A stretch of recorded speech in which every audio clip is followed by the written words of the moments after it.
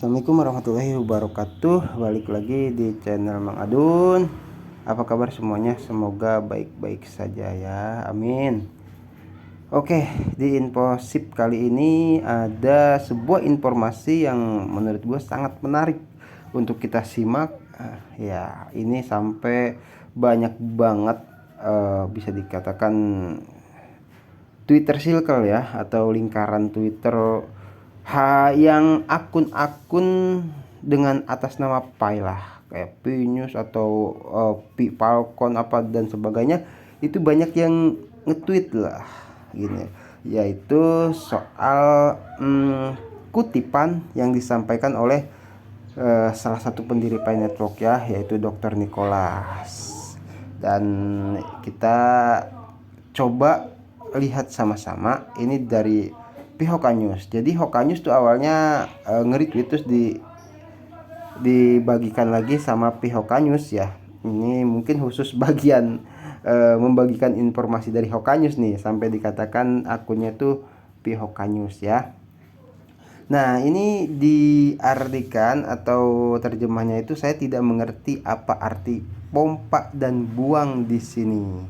Adakah yang bisa menjelaskan kepada saya?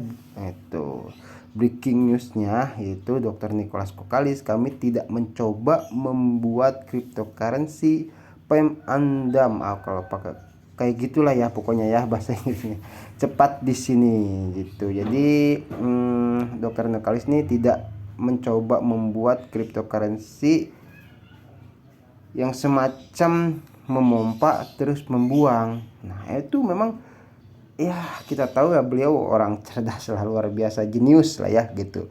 Jadi sering sekali kata-katanya itu menggunakan diksi yang atau kata-kata yang kita sendiri terdengar asing, bahkan penuh teka-teki gitu loh.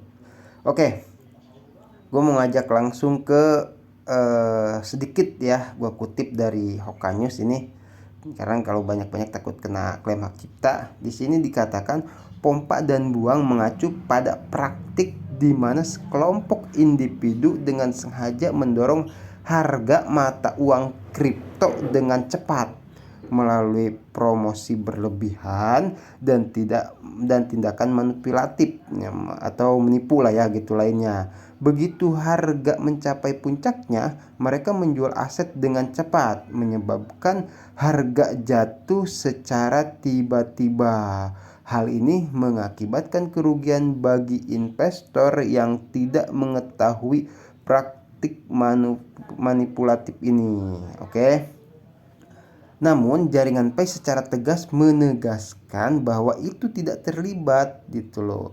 Pompa dan pembuangan atau praktik manipulatif serupa. Mereka berkomitmen untuk membangun komunitas yang kuat, berkelanjutan, dan transparan. Fokus utama Pai Network adalah menciptakan ekosistem cryptocurrency yang tangguh, di mana nilai mata uang digital mereka, yaitu Paicoin, didasarkan pada kepercayaan dan penerimaan oleh pengguna di seluruh dunia. Oke, simpelnya itu core team menegaskan lah ya, bahwasanya mungkin karena sering banyak terjadi hal semacam ini di dunia cryptocurrency gitu, core team menegaskan tidak ya gitu loh. Jadi berkomitmen bahkan itu. Jadi istilahnya pompa dan pembuangan atau praktik manipulatif serupa gitu kan, itu ditegaskan sama core team itu enggak menggunakan sistem kayak gitu, bahkan itu sebuah penipuan gitu, yang mana harga ditinggiin ya kan, sehingga ya banyak yang minat lah seperti itu gitu kan, banyak yang minat. Nah, nggak taunya nih setelah banyak yang minat kan, bus langsung jatuh ya kan. Di sini dikatakan begitu harga mencapai puncaknya, mereka menjual aset dengan cepat, menyebabkan harga jatuh secara tiba-tiba gitu ya. Oke, gue sangat tertarik dengan apa sih ini pembahasan ini ya, karena kita tahu akhir-akhir ini kan lagi banyak banget yang lagi rame lah intinya ya, yaitu semacam pertukaran koin Pi dengan uang fiat atau fitur aplikasi yang juga harganya kacau gitu kan. Nah, itu kan gimana ya? Seolah-olah nih ada harganya Pi itu. Nah, otomatis nih bagi pioner yang tidak sabar, mereka cepat-cepat ya kan, cepat-cepat bisa dikatakan apa ya, dipompa lah, jadi diambilin gitu kan. Sampai kemarin kita tahu 8 juta Pi itu hanya ada di Pican Mall ya gitu loh. Nah itu kan semacam itu ketika istilahnya nanti, tapi kan ditegaskan di sini bahwasanya kita tahu harga Pi itu gak mungkin rendah ya, mudah-mudahan. Cuman yang kacaunya di sini yaitu kita tidak tahu tanggal gitu open mainnetnya, sehingga walaupun istilahnya harga Pi ini mencapai puncak gitu, mau sampai kapan gitu kan, mau sampai kapan misalkan harga puncak dan memang tidak mungkin jatuh gitu kan, tapi mau sampai kapan, itu minus plusnya di situ. Jadi kalau misalkan dalam sistem pompa dan buang itu ada sistem ketika harga mencapai puncak langsung setelah itu dijatuhkan lagi itu kan, sehingga seolah-olah investor itu atau kita misalkan komunitas lah gitu ya, itu sangat merasa dirugikan karena ketika kita beli dengan harga tinggi tahu-tahu kan turun ya kan. Nah yang untung siapa? Yang untung ya orang-orang sananya gitu. Nah tapi itu Pemprov tidak apa ya namanya, tidak ada sistem seperti itu, membantah lah ya, mustahil seperti itu. Cuman minusnya itu harga kita tahu GCP kan 314159 ini tinggi gitu kan, tapi yang jadi masalah itu adalah tidak ditetapkannya atau belum ditetapkannya tanggal gitu kan, seperti yang kemarin gue bahas di Dorisin, udah belum ya gue bahas itu, yaitu ada mengatakan udah kayaknya konfirmasi harga. Jadi kalau misalkan sudah dikonfirmasi atau sudah ditetapkan gitu kan, itu kan enak. Nah ini kan masalahnya belum, dan yang jadi masalah itu mau sampai kapan gitu ya. Jadi dua masalah yang berbeda itu dihadapkan sama Pi Network itu kan. Kalau yang satu dari luar nih ada asumsi yang semacam pompa dan buang gitu kan, sehingga Pi Network membantah. Tapi masalah pribadi Pi Network itu sendiri yaitu masalah GCP yang nggak tahu ujungnya sampai kapan. Itu gue masih terus menelisik gitu mau sampai kapan, dan beberapa kali menanyakan sama ya orang-orang yang bisa dikatakan ahlinya lah ya. Cuman ya karena mungkin mereka juga belum bisa tahu ya gak bisa ngasih jawaban gitu ya. Karena kabarnya kan ini kalau misalkan harga sudah bersatu, itu kan masalahnya kapan kan gitu. Oke, ini jadi si plus-plus kayaknya nih ya. Semoga bisa dipahami. Yang jelas Pemprov membantah kabar seperti ini ya gitu. Terus kita lanjut ke informasi sip yang berikutnya. Ini ada sebuah meme yang kalau kata gue lucu juga, ini dari Estrin Crypto Girls ya gitu. Jadi dia cuma cukup ketawa gitu. Terus di captionnya, saya tidak menghapus akun Pinetbox saya katanya. Itu ya, kayak jadi sampai digotong gitu loh, sampai digotong tuh kan banyak apa asumsi kita nih kenapa sampai dia digotong kayak gitu gitu kan. Apa mungkin karena kecapean nunggu gitu kan, itu entahlah. Jadi banyak kejadian hal-hal semacam ini, dan ini bakal gua kita saksikan bersama, yaitu dari Edi Kabas langsung, yang kalau tidak salah itu seorang YouTuber Amerika ya. Ini sangat mengejutkan kalau kata gua. Dia bilang kayak gini, saya sudah lama menunggu untuk istirahat dari tweet tentang Pi. Saya pikir inilah saatnya. Saya hanya berpikir proyek ini akan memakan waktu lebih lama dari yang diperkirakan. Saya berharap setiap perintis sukses. Amin. Juga bagus banyak dari Anda yang masih positif. Wah ini gue nggak ngerti. Sebenarnya ini kalau nanti gue masukkan ini masukkan ke dalam sindiran kepada core team juga ya. Seorang Edi Kabas yang kita tahu udah update udah lama banget dan banyak memberikan edukasi gitu kepada pioner gitu kan. Tuh.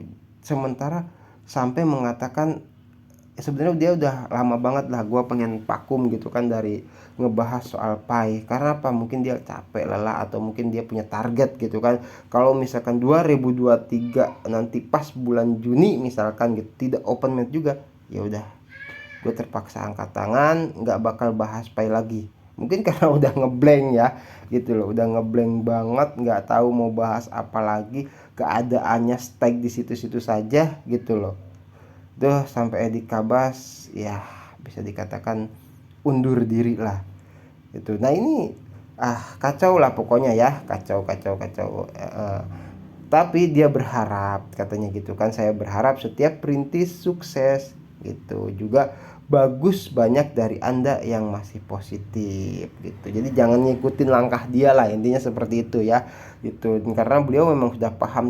Kemarin sempat gua share juga, beliau banyak transaksi ke Amazon gitu kan, sampai belasan kali gitu menggunakan Pi pembayaran.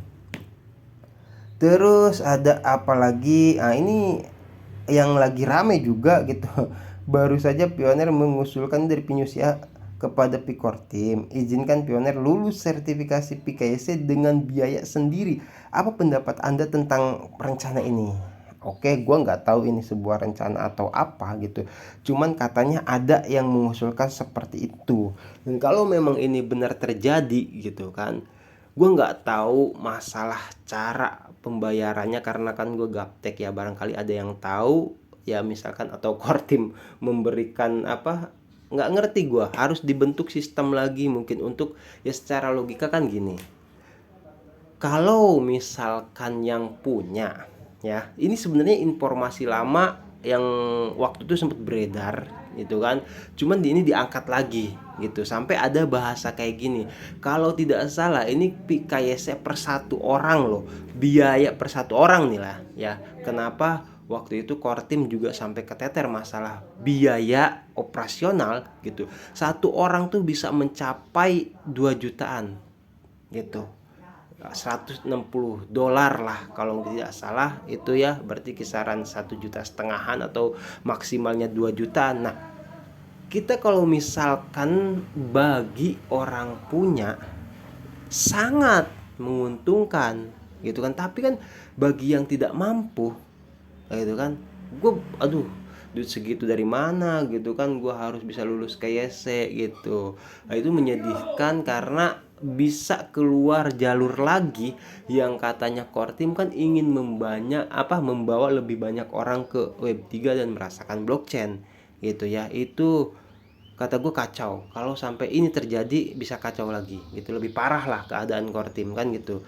Karena apa? Karena akan banyak orang yang tidak mampu untuk membayar biaya KYC gitu, yang akhirnya terpaksa tertinggal.